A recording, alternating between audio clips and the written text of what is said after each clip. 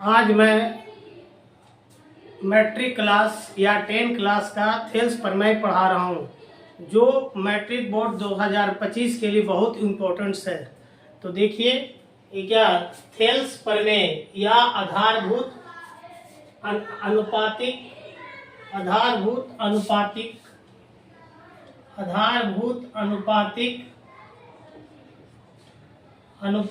प्रमेय या प्रमेय एक।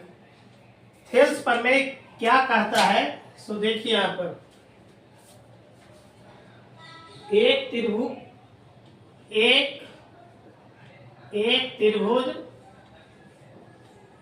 त्रिभुज की एक भुजा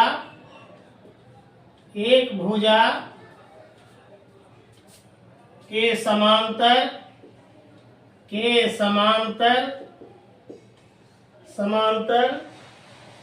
खींची गई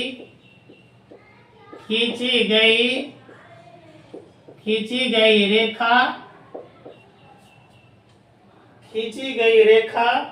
अन्य दो भुजाओं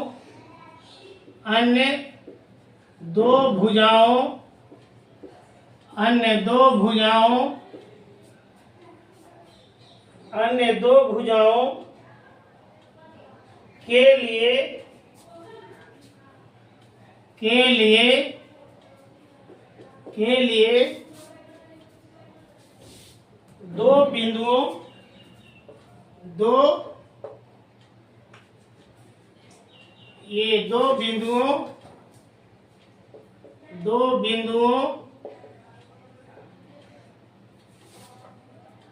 दो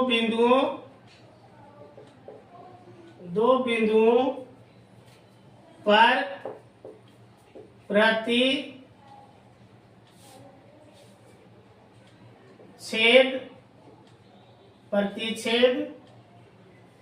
करती है।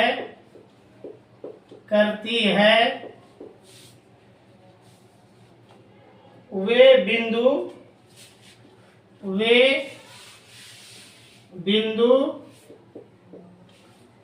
बिंदु भुजाओं को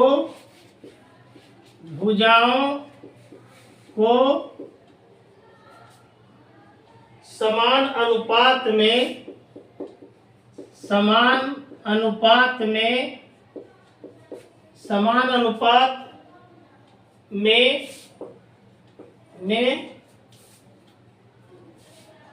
विभाजित करते हैं।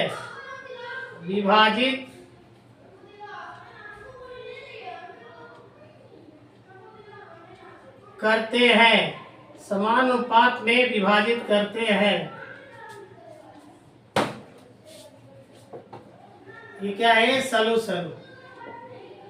देखो ये कहता है, थेल्स प्रमेय कहता है किसी त्रिभुज में किसी एक भुजा के समांतर जब कोई रेखाखंड खींचते हैं तो दो भुजाओं को समान अनुपात में विभाजित करती है। इसको सिद्ध करना है। तो देखिए यहाँ पर एक चीज देखिएगा। ये माना कि ABC एक त्रिभुज है। माना कि ये AB और AC एक त्रिभुज है। AB पहली भुजा, AC दूसरी भुजा, BC तीसरी भुजा है। तीसरी भुजा BC के समांतर हम एक रेखा D खींचते हैं। ये क्या है? D खींचते हैं, जो AB भुजा को D बिंदु पर, AC भुजा को E बिंदु पर क्या करती है? काटती है। तो हमको सिद्ध करना है कि AB भुजा का अनुपात AD अनुपात DB और AC भुजा जब E बिंदु पर काटते AE अनुपात EC आपस में क्या है? बराबर है। ये हमको सिद्ध करना है।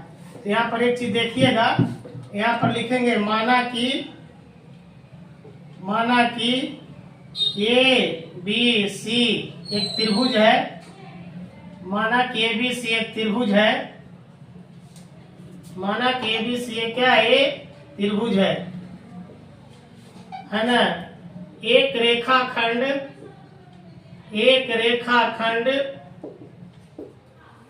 रेखाखंड B भुजा भुजा ए क्या BC के समांतर, ये क्या समांतर एक रेखाखंड, एक रेखाखंड, एक रेखाखंड D, एक रेखाखंड D खींचते हैं, खींचते हैं, एक रेखाखंड D खींचते हैं जो भुजाएं, जो भुजाएं AB, जो भुजाएं AB, ये AB को D बिंदु पर कर, जो भुजाएं AB को बिंदु D पर तथा भुजाएं AC को बिंदु E पर काटती है, तथा AC को बिंदु E पर काटती है, E पर काटती है।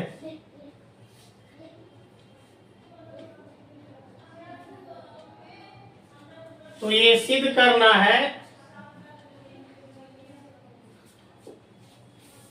तो ये सिद्ध करना है, ये सिद्ध करना है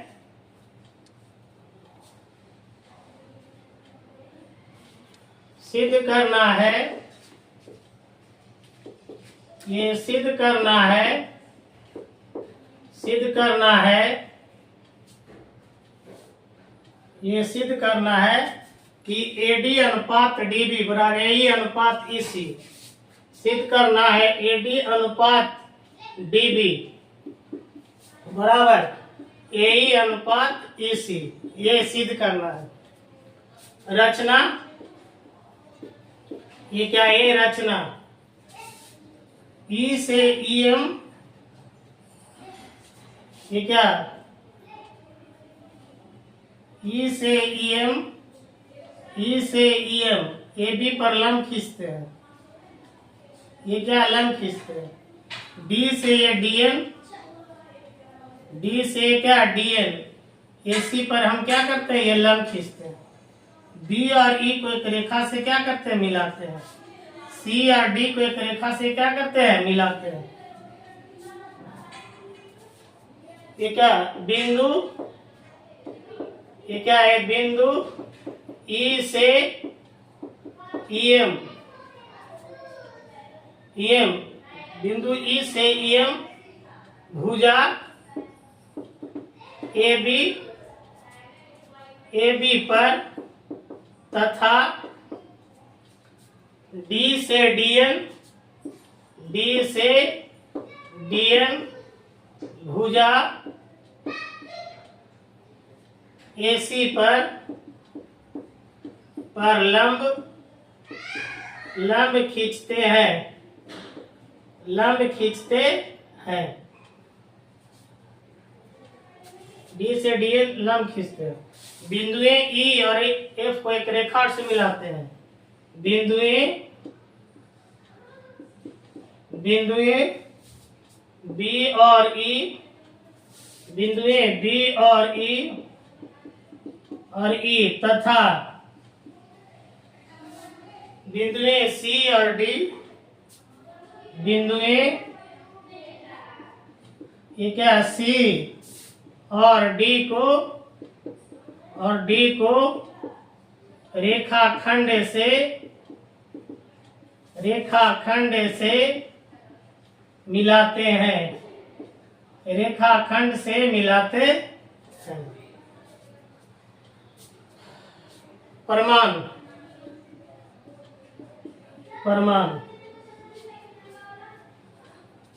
त्रिभुज का क्षेत्रफल बराबर होता है, त्रिभुज का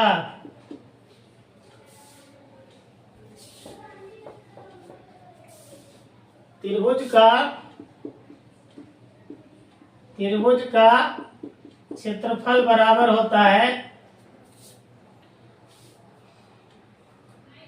त्रिभुज का क्षेत्रफल बराबर होता है ये क्या त्रिभुज का एक क्षेत्रफल बराबर होता है 1/2 आधार गुणे क्या ऊंचाई। देखिए किसी त्रिभुज में 3 आधार होता है और 3 ऊंचाई होता है।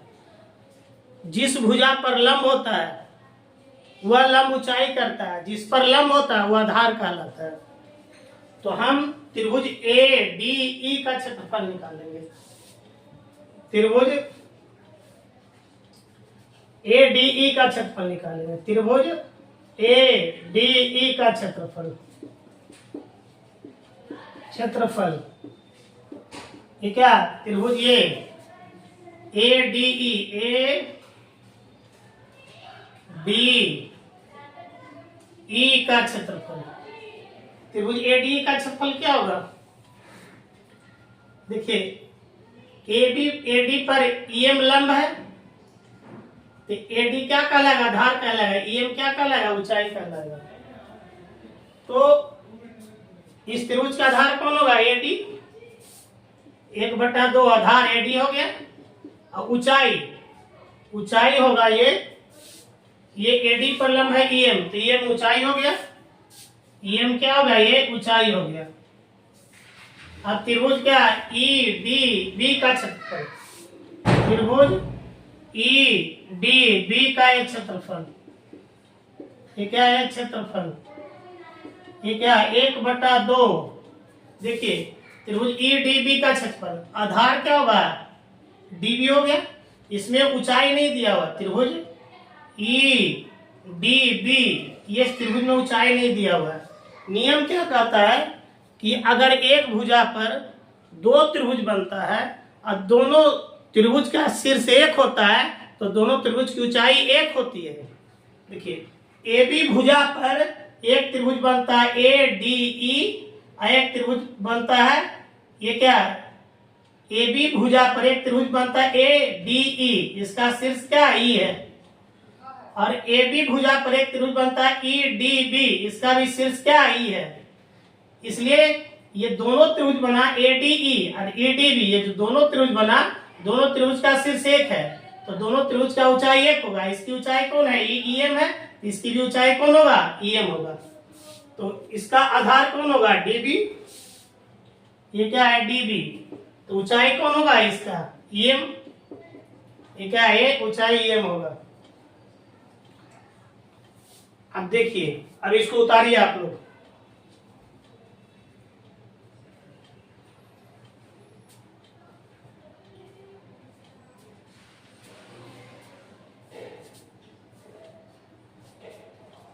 अब देखिए आप अब एक चीज देखिएगा यहाँ पर। देखिए अब ये फिगर को हम यहाँ पर बना देते हैं।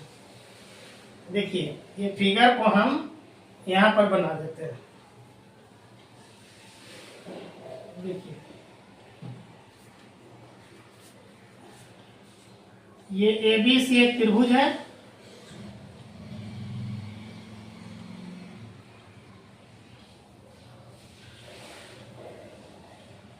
ये ए बी और ये सी एक त्रिभुज है। ये डी एक समांतर रेखा खींचा जाता है। ई से ईएम इस पर लंब है। ये क्या? डी से डीएम ये एसी पर ये लंब है। बी और ई को एक रेखा से मिलाते हैं। ये क्या? सी और डी को एक रेखा से मिलाते हैं। अब यहाँ पर देखिए त्रिभुज एडी का क्षेत्रफल में से त्रिभुज डी ई डी बी का क्षेत्रफल को भाग देते हैं। ये त्रिभुज ए डी ई, त्रिभुज ए डी का क्षेत्रफल निकाले, त्रिभुज ई डी बी का क्षेत्रफल निकाले। ये दोनों त्रिभुज के क्षेत्रफल में से क्या करते हैं? भाग देते हैं। त्रिभुज ए डी ई का क्षेत्रफल, त्रिभुज ए डी ई का ये क्या है? क्षेत्रफल भागा त्रिभुज ई डी बी का क्षेत्रफल, त्रिभुज ई डी बी का एक क्षेत्रफल। क्षेत्रफल में से हम भागा देते हैं। AD का क्षेत्रफल कितना है? ये 1/2 AD गुने ये क्या है EM। और त्रिभुज ADB का क्षेत्रफल क्या होगा? 1/2 ये क्या DB गुने क्या ये EM। ये 1/2 कट गया, EM कट गया। तो त्रिभुज और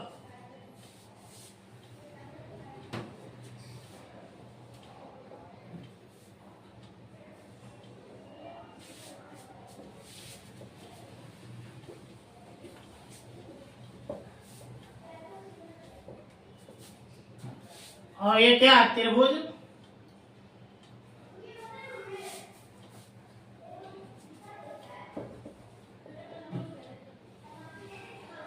ये क्या है? त्रिभुज ADE का है क्षेत्रफल। ये क्या है? क्षेत्रफल। त्रिभुज ये क्या EDB का क्षेत्रफल। EDB का ये क्या है? क्षेत्रफल। ये क्या है? क्षेत्रफल बराबर AD अनुपात ये क्या है? DB।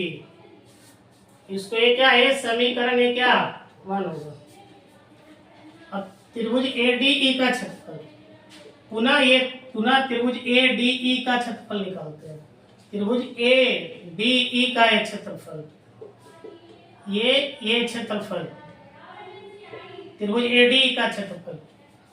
अभी आपको हम बताए थे कि एक त्रिभुज में 3 आधार होता है, 3 ऊंचाई होता है। जो लंब होता है ऊंचाई होता है, जिस पर लंब होता है वो आधार होता है। देखिए ये DN जो है AC पर लंब है तो DN ऊंचाई हो गया। ये क्या सॉरी देखिए ये DN जो है AE पर लंब है तो DN ऊंचाई हो गया, AE आधार हो गया। तो त्रिभुज ADE का आधार कौन होगा? AE और ऊंचाई कौन होगा? DN।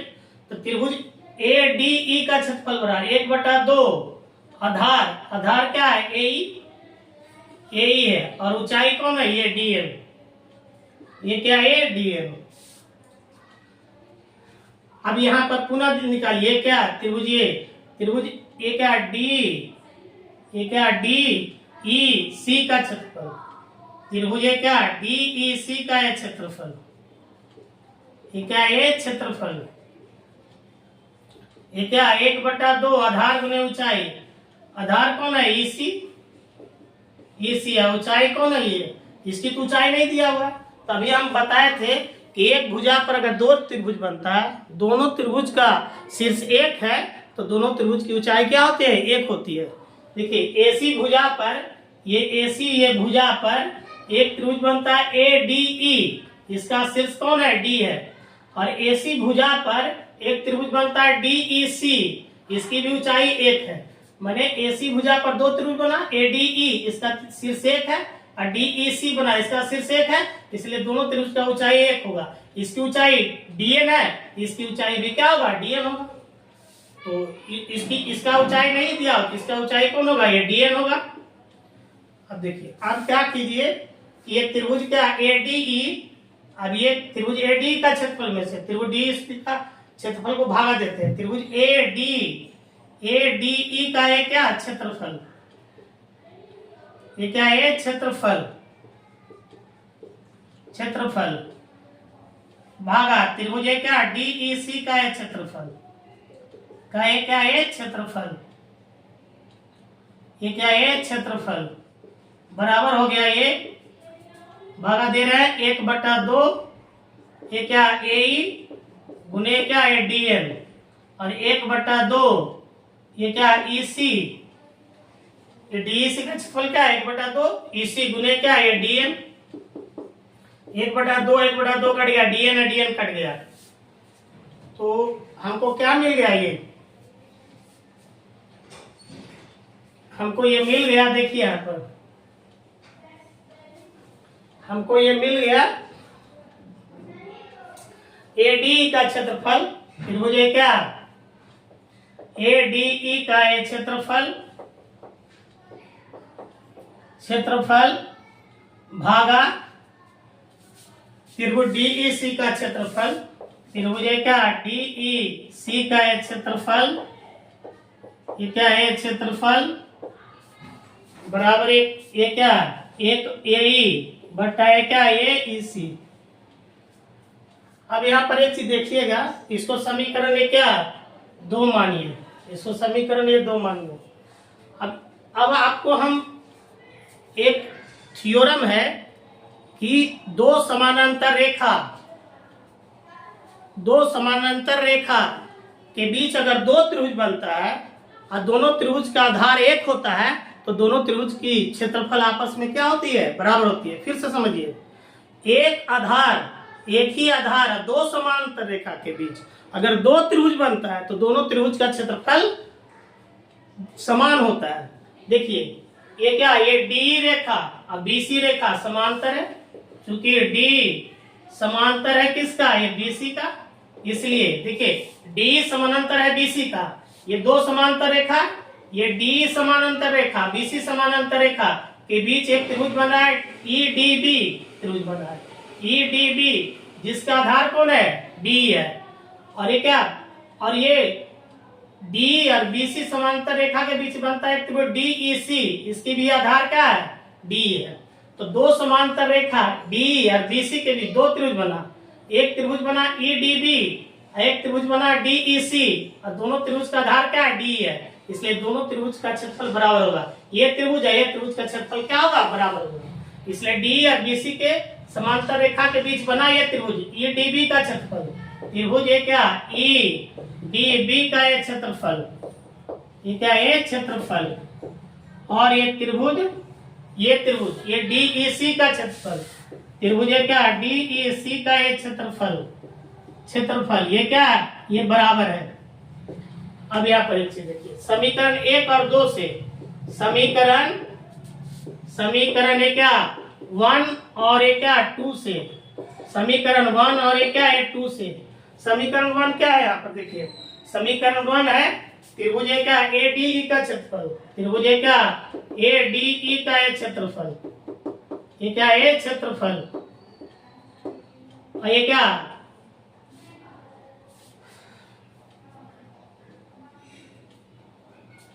और समीकरण 2 है समीकरण एडी का क्षेत्रफल और त्रिभुज एडीबी का क्षेत्रफल, त्रिभुज ईडीबी का ये क्या है क्षेत्रफल, ये क्या है क्षेत्रफल, ये क्या और समीकरण 2 जो है ये क्या है समीकरण 2, यह है समीकरण 2 ये है एडीई का क्षेत्रफल, एडीई का ये क्या है क्षेत्रफल, ये क्या है क्षेत्रफल, और ये क्या त्रिभुज डीईसी का क्षेत्रफल, त्रिभुज है क्या डीईसी का ये क्या क्षेत्रफल, ये क्या ये क्षेत्रफल, ये क्या ये क्षेत्रफल। देखिए यहाँ पर देखिए त्रिभुज एडी का क्षेत्रफल त्रिभुज एडी का क्षेत्रफल बराबर है, अंश बराबर है, और हर देखिए ईडीबी का क्षेत्रफल और ये क्या डीईसी का क्षेत्रफल, देखिए ईडीबी का क्षेत्रफल है डीईसी का क्षेत्रफल बराबर है, ईडीबी का क्षेत्रफल डीईसी का क्षेत्रफल बराबर है, अंश भी बराबर है, ये अंश एडी का क्षेत्रफल ये अंश एडी का क्षेत्रफल बराबर है, हर ईडीबी का क्षेत्रफल डीईसी का क्षेत्रफल क्या है बराबर है, ईडीबी का क्षेत्रफल डीईसी का क्षेत्रफल क्या बराबर है, इसलिए समीकरण 1 और समीकरण 2 ये दोनों क्या है बराबर है। अब एडी का क्षेत्रफल और ईडीबी का क्षेत्रफल क्या दिया हुआ है मान, एडी का क्षेत्रफल एडीबी का क्षेत्रफल क्या है एडी अनुपात डीबी है, एडी का क्षेत्रफल है एडीबी का क्षेत्रफल बराबर क्या लिखेंगे एडी अनुपात क्या एडी अनुपात ये क्या है डीबी बराबर ये क्या एडी का क्षेत्रफल और डीईसी का क्षेत्रफल क्या है, एडी का क्षेत्रफल डीईसी का क्षेत्रफल क्या है एई अनुपात क्या है ईसी। तो यही प्रूफ करना था, एडी अनुपात डीबी बराबर एई अनुपात ईसी, एडी अनुपात डीबी बराबर एई अनुपात ईसी, प्रूफ हो गया। ये थ्योरम बहुत इंपॉर्टेंट है ना, इसका नाम थेल्स प्रमेय है और इसको क्या आधारभूत अनुपातिक प्रमेय कहते हैं। ये डीटीवीसी में इसको 6.1 प्रमेय कहते हैं। बहुत इंपॉर्टेंट है चैप्टर ये थ्योरम, इसको आप क्या कीजिएगा याद कर लीजिएगा, है ना। ये अगले बार मैं ये पार्ट 1 में ये पहला पार्ट हुआ, अगले बार में आपको हम थेल्स प्रमेय का विलोम पढ़ाएंगे। ठीक, तो यहीं पर मैं अपना क्लास क्या करता हूँ, समाप्त करता हूँ।